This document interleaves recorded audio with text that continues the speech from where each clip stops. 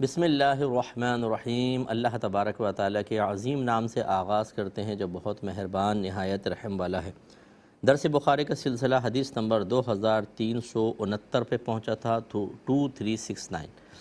حضرت ابو ہریرہ رضی اللہ تعالیٰ عنہ اس کے راوی ہیں، اور یہ حدیث آپ پہلے بھی سن چکے ہیں کہ نبی کریم صلی اللہ علیہ وسلم نے ارشاد فرمایا کہ 3 قسم کے آدمی ایسے ہیں کہ بروز قیامت اللہ تعالیٰ نہ ان سے کلام فرمائے گا، نہ ان پر نگاہ رحمت فرمائے گا۔ اس حدیث میں اتنا ہی ہے۔ پچھلی حدیث میں یہ تھا کہ نہ ان کو پاکیزہ کرے گا۔ ان میں پہلا شخص وہ جس نے قسم کھائی کہ اسے اس کے سودے کی قیمت اس سے زیادہ دی جا رہی تھی جتنی اب دی جا رہی ہے، حالانکہ وہ اس قسم میں جھوٹا تھا۔ تو یہ ہم نے آپ کو سمجھایا تھا پچھلے پروگرام میں کہ بعض لوگ اپنا سودا بیچنے کے لیے سامنے والے کی جیب سے زیادہ پیسہ نکلوانے کے لیے اس طرح جھوٹ بولتے ہیں۔ بھائی اس فلیٹ کے تو مجھے پہلے 50 لاکھ مل رہے ہیں، تمہیں میں کیسے 48 لاکھ میں دے دوں، حالانکہ 45 لاکھ سے اوپر کی آفر ہی نہیں آئی۔ کیوں جھوٹ بول رہے ہیں آپ؟ صرف اس لیے کہ چند ٹکے آ جائیں۔ اب آپ نے سامنے والے کو اس جھوٹ بول کر دھوکے میں مبتلا کر کے اس کی جیب سے جو پیسہ نکلوایا، اس کا وبال یہ ہے کہ دنیا تو آ گئی آپ کے پاس، وقتی راحت بھی آپ کو مل گئی، اپنی چالاکی پر آپ نے اپنے کالر بھی سیدھے کیے کہ آپ کے بھائی نے کیسا پیسہ نکلوایا۔ لیکن یہ بھائی اتنا بے وقوف ہے جو اپنے آپ کو بہت سمجھدار سمجھ رہا ہے کہ آخرت برباد کر دی، 5 لاکھ میں آخرت بیچ دی، 5 لاکھ میں اللہ کی نگاہ رحمت سے محروم ہو گیا، 5 لاکھ میں میدان محشر میں اس کے گناہوں کا وبال ختم نہیں ہوگا، تزکیہ نفس نہیں ہوگا اس کا۔ اور اسی طرح اللہ تعالیٰ اس سے کلام نہیں فرمائے گا، حالانکہ وہاں بندوں سے اللہ تعالیٰ ان کو ہم کلامی کا شرف بھی عطا فرمائے گا، یہ محروم رہے گا۔ اتنا نقصان کا سودا کر کے اپنے آپ کو سمجھنا کہ میں سمجھدار ہوں، اس سے بڑا بے وقوف اور کوئی نہیں ہو سکتا۔ دوسرا سرکار نے فرمایا جس نے عصر کے بعد جھوٹی قسم پر حلف اٹھایا تاکہ اس قسم کے ذریعے کسی مسلمان شخص کا مال کھا جائے۔ تو یہ ہمارے گھروں کے اندر اس کی بہت ساری مثالیں آپ کو مل سکتی ہیں۔ بعض اوقات یہ خواتین جو ہوتی ہیں نا، شادی بیاہ کا گھر ہوتا ہے تو کسی کا زیور اٹھا لیتی ہیں، بندے پڑے ہوئے نظر آ گئے، چین نظر آ گئی، کوئی باتھ روم میں گئی ہوئی ہے اور ڈریسنگ ٹیبل پہ پڑی ہوئی ہے، مار لیا بھائی۔ اب وہ قسم کھلواتے ہیں، بعض اوقات بھائی سب قسم کھائیں، کسی نے اٹھایا، صاف قسم کھا جائیں گی۔ اللہ تعالیٰ جھوٹی عورتوں سے سب کو محفوظ کرے۔ اگر کوئی بہن سن رہی ہے جھوٹی تو برا نہ مانے، اپنی عادت ختم کر لیں، ورنہ آپ دنیا میں بھی تباہ ہوں گی اور آخرت میں بھی برباد ہوں گی، بہت شدید بربادی ہے۔ اگر ایک عورت جھوٹ بولنا شروع کر دے، مرد بھی جھوٹا ہو غلط ہے، لیکن اگر ایک عورت جھوٹ بولنا شروع کر دے، بس سمجھ لیں کہ اب اس گھر کی تباہی ہے۔ اتنی نحوست نازل ہوتی ہے کہ کچھ انتہا نہیں۔ اور جھوٹے سے کون جیت سکے؟ جب بات ہو جھوٹا قرآن اٹھا لو، جب بات ہے جھوٹ بول دو، لیکن یاد رکھیں یہ ڈے آف ججمنٹ، اس میں پتہ چلے گا ایسی جھوٹی خواتین کو کہ وہاں پر جب یہ سب کے سامنے ذلیل اور شرمندہ ہو رہی ہوں گی اور اپنی بڑی یہ لچک کے اور قرآن اٹھا کر بڑی قسمیں کھا کے جھوٹ بولے ہوں گے، اور یہاں بڑا فخر کیا ہوگا میں نے تو یوں چکر کر دیا، اب نکلیں گی چلاکیاں۔ لیکن یہ تو خیر میدان محشر بہت دور کی بات ہے، سخت موت اور پھر قبر، ایسے لوگوں کے لیے تو لوگ دعا بھی نہیں کرتے، کیونکہ ہر ایک کو جھوٹ بول کے اذیت اور تکلیف دے چکے ہوتے ہیں۔ کسی پہ جھوٹا الزام، کسی کے اوپر جھوٹی بات کہہ کر تہمت لگا دینا، اور کسی کو جھوٹ بول کے پھنسوا دینا، تو کون ان کے لیے دعائیں کرے گا؟ تو یہ تو تنہا ہوں گے، قبر کے اندر عذاب ہوگا اور یہ ہوں گے، اور چیخیں ہوں گی، اور انسان اور جنات کے علاوہ سب ان کی چیخوں کی آوازوں کو سن رہے ہوں گے۔ اللہ تعالیٰ توبہ کی توفیق عطا فرمائے۔ معاذ اللہ کوئی ہماری خواہش نہیں کہ ہمارے کوئی بھائی کوئی بہن خدا نہ کرے عذاب قبر میں مبتلا ہوں۔ ہم چاہتے ہیں ہمارے تمام بھائی بہنیں سرخر رہیں، دنیا سے ہی صاف ستھرے ہو کر آخرت میں جائیں، تاکہ وہاں کسی قسم کی شرمندگی، ندامت، خوف، ڈر، پچھتاوا نہ ہو۔ تو یہ کوئی ہماری بہن برا نہ مانے، کوئی بھائی برا نہ مانے کہ مصعب شاید ہمیں برا بھلا کہہ رہے ہیں۔ یہ تو ایک شعور کی بیداری کی کوشش ہوتی ہے، ایک جھنجھوڑنا ہوتا ہے، ایک احساس جرم پیدا کرنا ہوتا ہے، کیونکہ یہ بنیاد ہوتی ہے انسان کو اپنے عیب پہچاننے کی۔ اس کے بعد ہی پھر وہ توبہ کی طرف آتا ہے، ندامت کی طرف، شرمندگی کی طرف، اور پھر آزادی پا لیتا ہے، اور پھر اپنی عادات کو اچھا کر کے اچھا بن جاتا ہے، لوگوں سے معافیاں مانگ لیتا ہے، لوگ بھی خوش دلی سے معاف کر دیتے ہیں۔ پھر جب وہ مرے گا تو اس کا راحت آپ محسوس کریں گے، میں تو راحت محسوس نہیں کروں گا۔ آپ کی قبر میں کیا ہو رہا ہے وہ آپ کو پتہ ہوگا، میدان محشر میں آپ کے ساتھ کیا ہوگا وہ آپ کے ساتھ ہی ہوگا۔ تو اس لیے میں اپنے اعمال کا ذمہ دار ہوں، آپ اپنے اعمال کے ذمہ دار ہیں، لیکن یہ برا نہیں ماننا چاہیے، بلکہ سوچنا چاہیے کہ جو بات کہہ رہے ہیں ٹھیک کہہ رہے ہیں، ایسا میں نہیں کرنا چاہیے۔ اس طرح بہت سارے لوگ امانتیں دبا لیتے ہیں، وراثت دبا لیتے ہیں۔ بتائیے اتنے، یعنی اللہ رحم فرمائے، ایسے سے میرے پاس کیسز آئے ہیں کہ ابا جان کا مال ہے، امی نے کوئی چیز رکھوائی ہوئی تھی، بعد میں کہہ دیا مجھے تو جی تحفے میں دی تھی، تاکہ وراثت نہ جاری کرنی پڑے، دوسرے بہن بھائیوں کو نہ دینا پڑے، اور اس پہ جھوٹی قسمیں، جھوٹا حلف اٹھا کر اس مال پہ قبضہ کر لیا۔ اور یہ زیادہ ترکیبیں بعض اوقات بیویاں کان میں پھونک رہی ہوتی ہیں، تم ایسا کر لو، ایسا کر لو، خبردار جو یہ مال دیا، اچھا خاصا 10 لاکھ روپے تمہارے پاس پڑا ہوا ہے، تمہارے ابا نے رکھوایا تھا، سب بھائیوں سے چھپا کر تم کہہ دو کہ مجھے دیا تھا۔ وہ یوں بولتے ہیں، یعنی ترغیبیں بتاتی ہیں، اور یہ بیچارے ایسے بھولے پپو ہوتے ہیں کہ جیسے بچے کو فیڈر بنا کے منہ میں دے دیں نا، وہ پینا شروع کر دیتا ہے، یہ خالی چسنی دے دیں تو دودھ بھی نہیں جا رہا ہوتا، اسی کو بہل رہا ہوتا ہے، ایسے یہ فوراً بچے کی طرح کہنا مان کے 10 لاکھ کے سامنے فوراً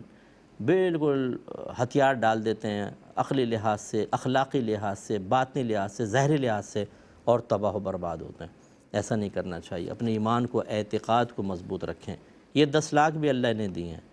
اس کے دست قدرت میں پورے کائنات کے خزانے ہیں۔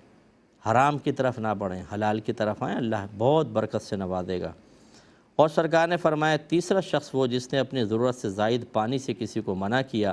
اللہ تعالیٰ اس سے فرمائے گا کہ آج میں اپنے فضل سے تجھے اسی طرح منع کروں گا جس طرح تو نے اپنی ضرورت سے زائد حصے سے منع کیا تھا، حالانکہ اس چیز کو تو نے پیدا بھی نہیں کیا تھا۔ تو یہ وہ ہمارے بھائی بہن ذرا درس حاصل کریں۔ یہاں تو پانی کا خاص تذکرہ ہے، پہلے ہم پانی پہ کلام کر لیتے ہیں، تو جیسے اب بعض زمینوں کے اندر پانی ہوتا ہے، آپ نے کنواں کھدوا لیا، اچھا پانی نکل رہا ہے لیکن لوگوں کو نہیں دیتے ہیں، کیوں ہم دیں؟ یا تھوڑی مدد کر دیں، کسی کی بیچارے کی زمینیں خراب ہو رہی ہیں، یا پینے کا پانی ہے تو آپ پینے کو کسی کو دے دیں، میٹھا پانی بعض اوقات نکل آتا ہے، لیکن بخل ہوتا ہے، نہیں دیتے ہیں۔ اسی طریقے سے بعض اوقات سفر کے اندر آپ نے دیکھا ہوگا بعضوں کے پاس پانی ہوتا ہے، مانگ رہے ہوتے ہیں، دوسروں کو نہیں دیتے ہیں پانی۔ اسی طریقے سے بعض اوقات یہ جانور وغیرہ کے لیے پانی جوہڑ ہوتے ہیں، قبضہ کیا ہوتا ہے، وہ دوسرے کو نہیں دیتے۔ اور یوں ہی ہمارے علاقوں کے اندر ایسا ہوتا ہے، جیسے ہمارے کراچی میں بعض علاقوں میں پانی کی قلت ہوتی ہے، ہمارے پاس پانی موجود ہوتا ہے، یہ بعض گھروں میں آ رہا ہوتا ہے، بعض میں نہیں آ رہا ہوتا، کیونکہ وہ کنیکشن ایسے ہوتے ہیں کہ بعض کنیکشنز میں پانی آ رہا ہوتا ہے، بعض میں نہیں آ رہا ہوتا، لیکن نہیں دیتے دوسرے کو۔ یہ غلط چیز ہے، کم از کم پینے کا پانی تو دے دیں، جو بنیادی ضروریات کے لیے اگر آپ دے سکتے ہیں تو دے دیجئے۔ یہ کہنا کہ نہیں جاؤ پانی خرید لو، ٹینکر ڈلوا لو، یہ مشورہ اچھا ہے، لیکن آج کل اتنے غریب لوگ ہیں اور آپ کے پاس تو وافر مقدار میں آ رہا ہے۔ یہ آپ کر سکتے ہیں کہ اگر آپ کا موٹر چلا کے آپ پانی کھینچتے ہیں، آپ کا بجلی کا بل لگتا ہے، تو اس پہ آپ ان سے تھوڑا سا طے کر سکتے ہیں کہ یار اتنا پیسہ دے دو، تمہاری وجہ سے موٹر زیادہ چلے گی تو یہ پانی میں آپ کو دے دوں گا، وہ پیسہ آپ لے سکتے ہیں، اس پہ انکار نہیں ہے۔ تو خلاصہ کلام یہ ہے کہ لیکن پانی سے روکنا نہیں چاہیے۔ اچھا یہ تو خاص پانی کا تھا، اب اس میں ضمنی چیز یہ ہے کہ پانی بنیادی ضرورت ہے، تو بنیادی ضرورت کو نہیں روکنا چاہیے، اس کے بغیر گزارا نہیں ہے۔ اس کا مطلب ہے جو بنیادی ضرورت کی چیزیں ہیں اگر آپ کے پاس وافر مقدار میں ہیں تو کسی کو دے دیں۔ بعض ہم نے گھروں میں دیکھا ہے کھانا کچرے میں چلا جائے گا، ماسی کو نہیں دیں گے، پڑوسی کو نہیں دیں گے، فریج میں کھانے کے اوپر پھپھوند لگ جائے گی، گندا کھانا ہو جائے گا، غلیظ خراب ہو جائے گا تو اس کو سارے کو کچرے میں پھینک دیں گے۔ بھائی جب آپ نے نہیں کھانا تھا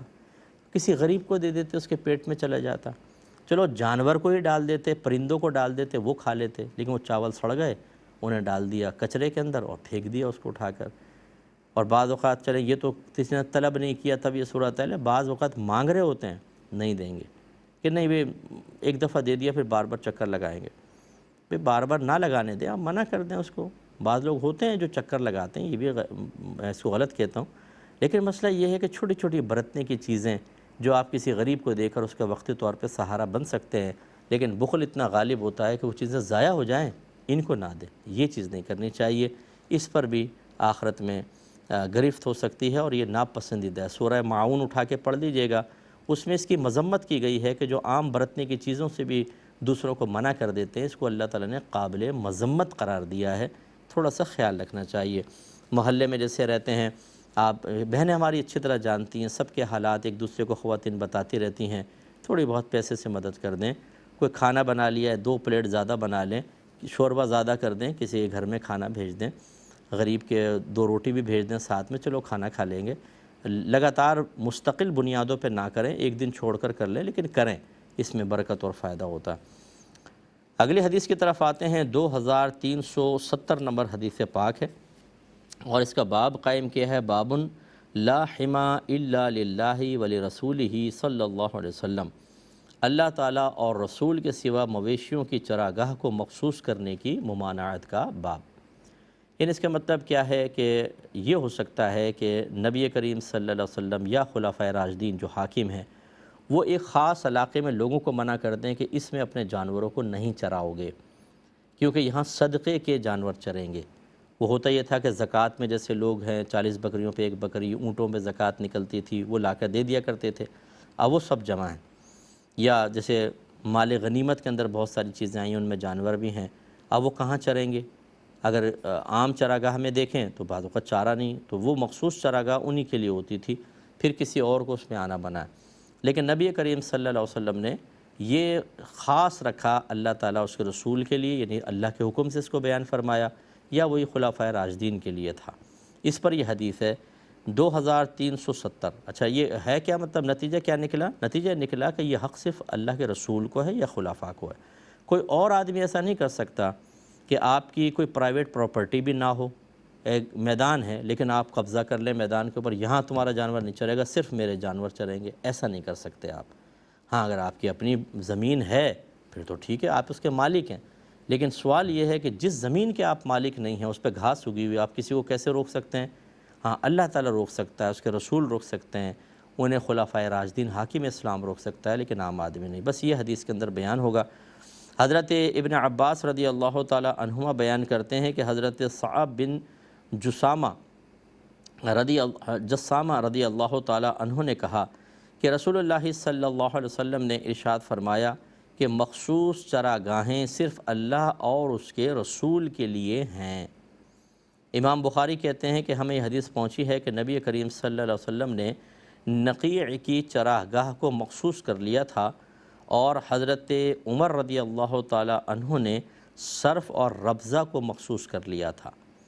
تو اس کا مطلب دیکھیں، جو سرکار نے فرمایا کہ چراگاہیں صرف اللہ اس کے رسول کے لیے ہیں، اب اس میں خلفاء کا ذکر تو نہیں ہے، لیکن حضرت عمر فاروق رضی اللہ تعالی عنہ کا بعض چراگاہوں کو مخصوص کرنا ثابت کرتا ہے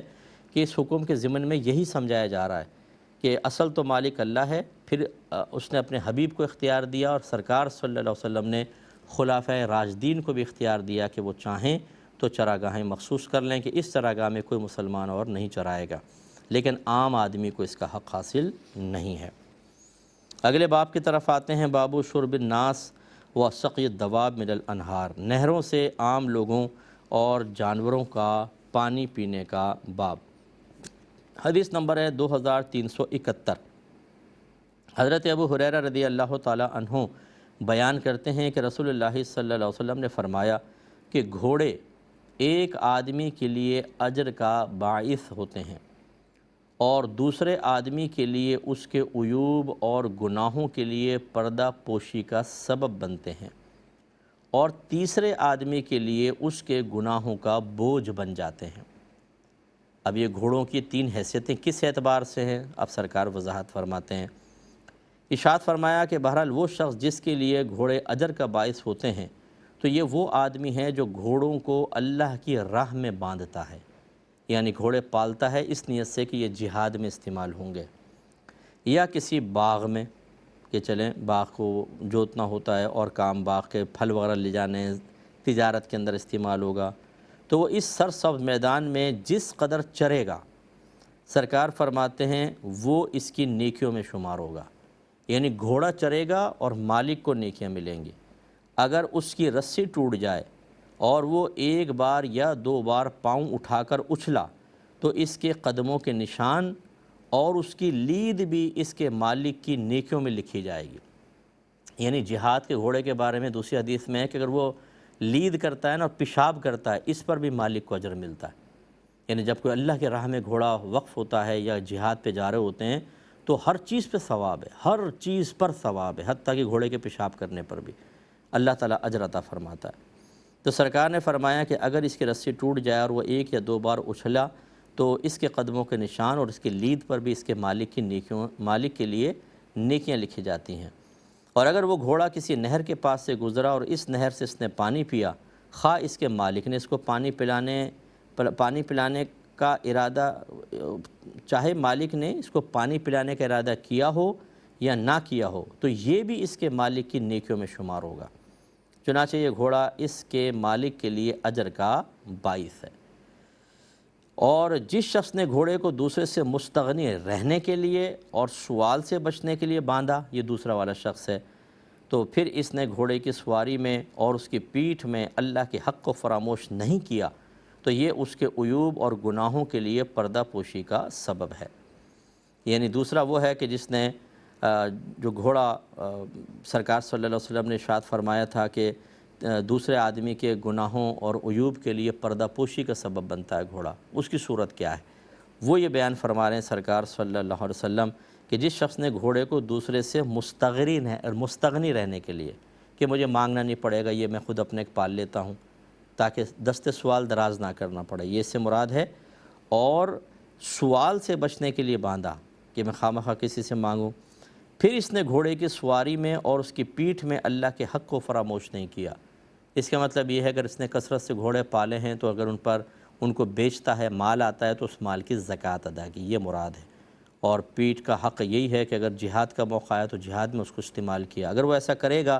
تو پھر سرکار فرماتے ہیں تو اللہ تبارک و تعالیٰ اس کے عیوب اور گناہوں کے لیے پردہ پوشی کا اس کو سبب بنا دے گا۔ اور تیسرا جو شخص جو گناہوں کا سبب بنیں گے گھوڑے، وہ کون ہے؟ فرمایا اور جس نے اپنے گھوڑے کو فخر کرنے، دکھاوے اور مسلمانوں سے دشمنی کے لیے باندھا، تو یہ گھوڑا اس کے گناہوں کے بوجھ کا سبب ہے۔ اور رسول اللہ صلی اللہ علیہ وسلم سے گدھوں کے متعلق سوال کیا گیا تو آپ نے فرمایا کہ مجھ پر اس کے متعلق کوئی خاص حکم نہیں نازل کیا گیا سوائے اس جامع اور منفرد آیت کے۔ پھر آپ نے آیت پڑھی جس کا ترجمہ ہے جس نے ایک ذرے کے برابر بھی نیکی کی تو وہ اس کی جزا پائے گا، اور جس نے ایک ذرہ کے برابر بھی برائی کی تو وہ اس کی سزا پائے گا۔ مراد یہ تھی سرکار کے کہنے کی کہ گدھے کے بارے میں پھر یہ یاد رکھو، اچھا سلوک کرو گے اجر پاؤ گے، برا سلوک کرو گے تو گناہ ملے گا۔ لیکن گھوڑوں کے بارے میں خاص طور پر سرکار نے بیان فرمایا، اس کا مطلب ہے گھوڑوں کے پالنے کی ترغیب دی گئی ہے۔ اب چونکہ ہمارے ہاں گھوڑا آلہ جہاد نہیں رہا ہے ویسا جیسے پہلے دور میں تھا، ہاں کہیں پہاڑی علاقے ہوتے ہیں جہاں جیپیں گھس ہی نہیں سکتی تو وہاں ابھی بھی خچروں اور گھوڑوں کے ذریعے سامان کو پہاڑوں کے اندر، وادیوں کے اندر لے جایا جاتا ہے، تو وہاں پر اگر کوئی واقعی اس اچھے مقصد کے لیے گھوڑا پالے گا تو اس کے لیے بھی اجر و ثواب ہے۔ اس کا مطلب ہوا گھوڑا پالنے پر اجر ہوتا ہے، ثواب کا کام ہے، لیکن گھوڑا پالنا کوئی آسان کام نہیں ہے، ایک تو لاکھوں کا آتا ہے اور پھر کھاتا بھی بہت زیادہ ہے، اور ہمارے یہاں اس کا استعمال نہیں ہے تو مشکل ہے۔ لیکن میں ایسے لوگوں کو جانتا ہوں جنہوں نے گھوڑے پالے ہوئے ہیں اور اچھی نسل کے پالے ہوئے ہیں، اور کوئی فخر کرنے کے لیے نہیں، دکھاوے کے لیے نہیں، بلکہ اللہ کی رضا کے خاطر، تو ان کو انشاءاللہ اجر ملے گا۔ اس پہ تھوڑا سا کلام مزید کریں گے نیکسٹ پروگرام میں۔ وآخر دعوانا ان الحمد للہ رب العالمین۔